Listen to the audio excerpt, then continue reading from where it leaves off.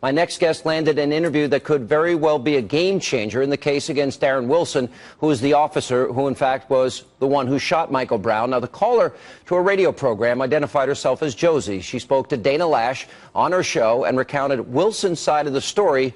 Listen to this compelling call. He said that, they were walking in the middle of the street. He rolled his window down and, said, "Come on, guys, get out of the street." They refused to and were yelling back and saying, "We're almost where we're going." And there was some cussing involved. And then he just kept rolling up and he pulled over. And I believe at that point he called for backup, but I'm not sure. But I know he pulled up ahead of them and he was watching them. And then he gets the call in that there was a strong arm robbery, and they give the description. And he's looking at them. They got something in their hands that looks like it could be those cigars or whatever. So he goes in reverse back to them, tries to get out of his car. They slam his door shut violently. I think he said Michael did. And then he opened his car again, tries to get out. And as he stands up, Michael just bum rushes him, just shoves him back into his car, punches him in the face. And then, of course, Darren grabs for his gun, and Michael grabs the gun. At one point, he's got the gun totally turned against his hip, and Darren, shoves it away, and the gun goes off. Well, then Michael takes off with his friend. They get to be about 35 feet away, and, Darren, of course, protocol is to pursue. So he stands up and yells, "Freeze!" Michael and his friend turn around, and Michael starts taunting him. "Oh, what are you going to do about it? You're not going to shoot me." And then he said all of a sudden he just started to bum rush him. He just started coming at him full speed. And so he just started shooting, and he just kept coming. So he really thinks he was on something because he just kept coming. It was unbelievable. And then so he finally ended up, the final shot was in the forehead, and then he fell about 2-3 feet in front of the officer. And joining me now with more is Radio America talk show host and the host of the Dana Show on the Blaze, Dana Loesch, is back with us. Dana, good to see you. First of all, other news organizations have corroborated that, in fact, this person is legitimate. Did you know that at the time?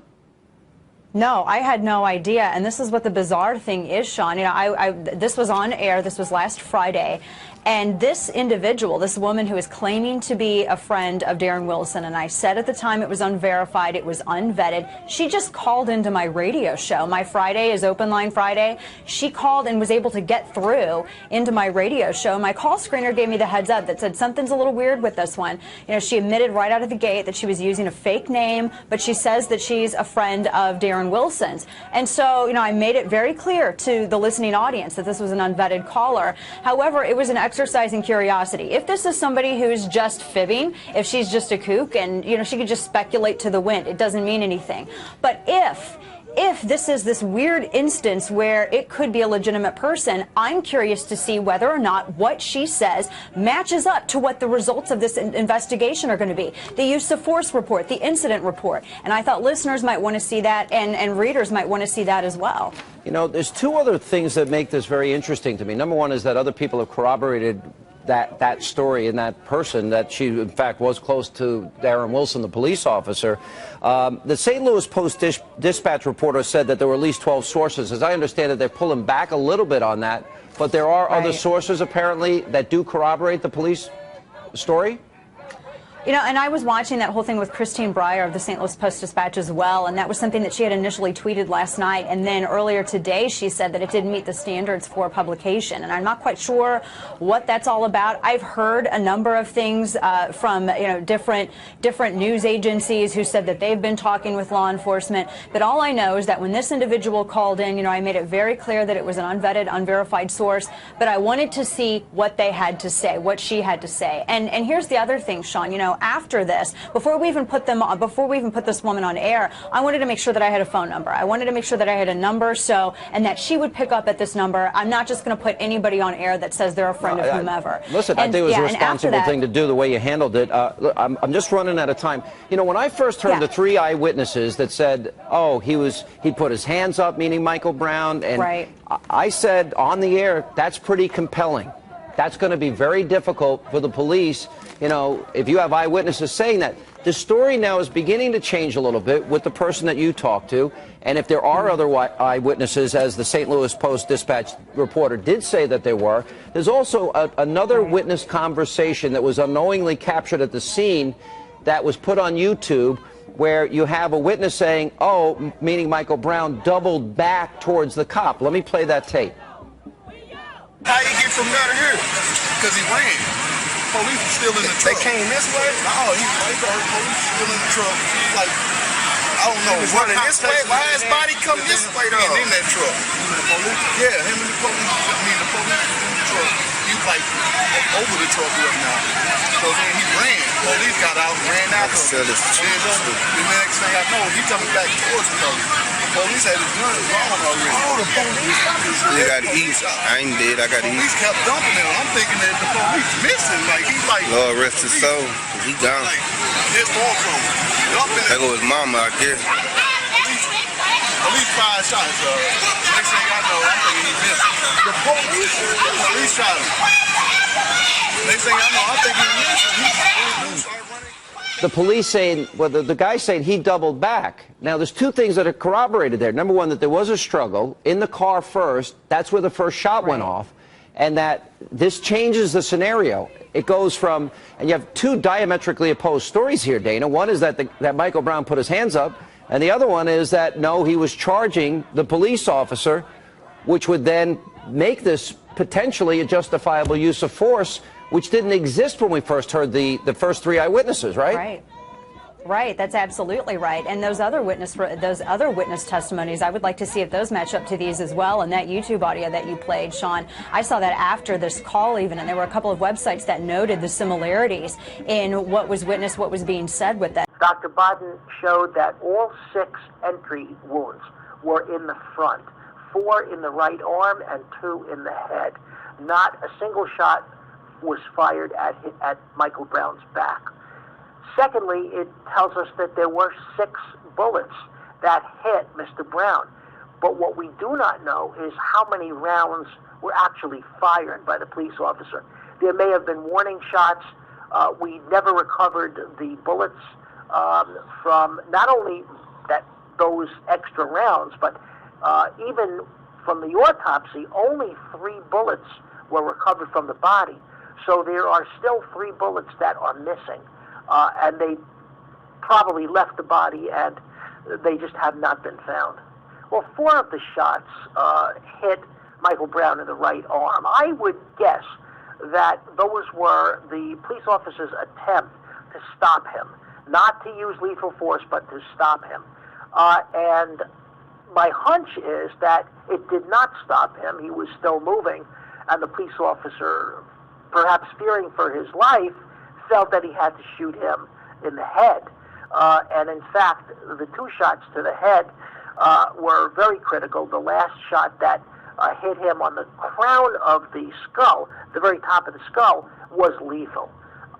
The trajectory of that particular shot tells us that the head was facing downward. Either that he was falling when he was shot, or that he was charging at the police officer when he was shot. But that's the only way to explain the trajectory of that last bullet. It was definitely like being shot like an animal. It was almost like putting someone to execution. He was a peaceful person, and he lived his life peaceful.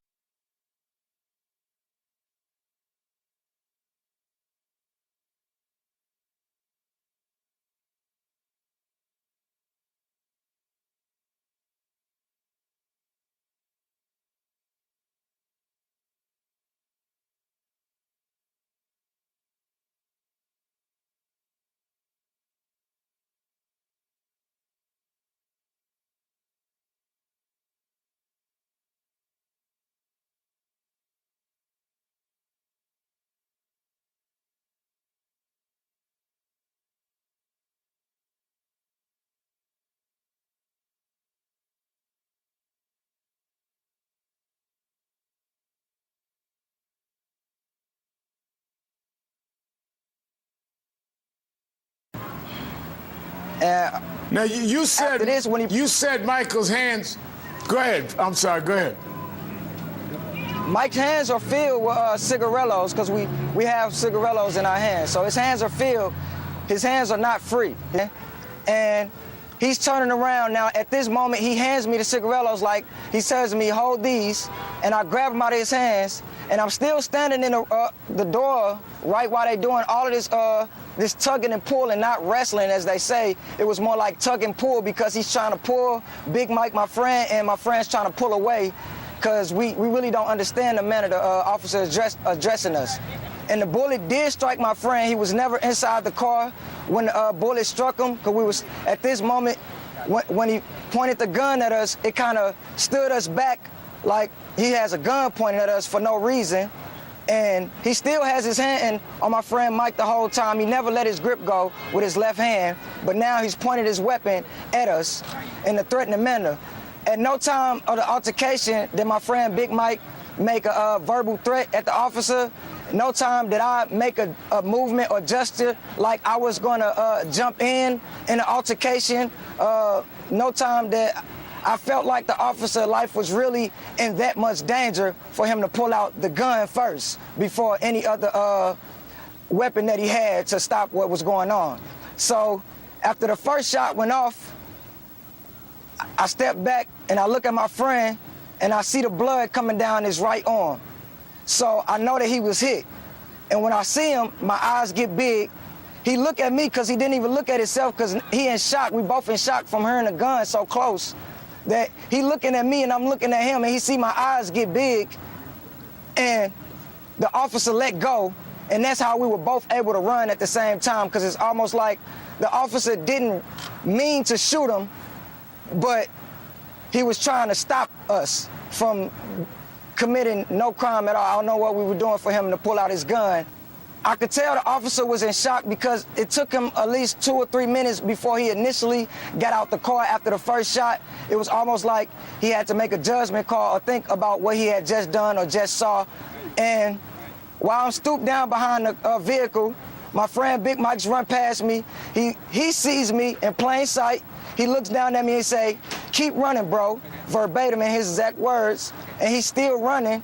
I'm still in shock, so my body, I can't move, but my mind is trying to run, but my body can't move. By this time, the officer is out the car now, and I'm standing up now, and the officer is walking with his gun drawn, but it's almost like he couldn't see me because I'm just standing right. It's still in plain sight, but he's walking in such a way that his vision wasn't even on nobody else but what he was trying to do. And as he got closer, he fired one more shot. That shot struck my friend in the back. He then stopped what he was going and stopped to turn around with his hands in the air and started to tell the officer that he was unarmed, and he was not. And before he can get his last words out, the officer then fired several more shots, and my friend went down in a fatal position, and that's when I took off running.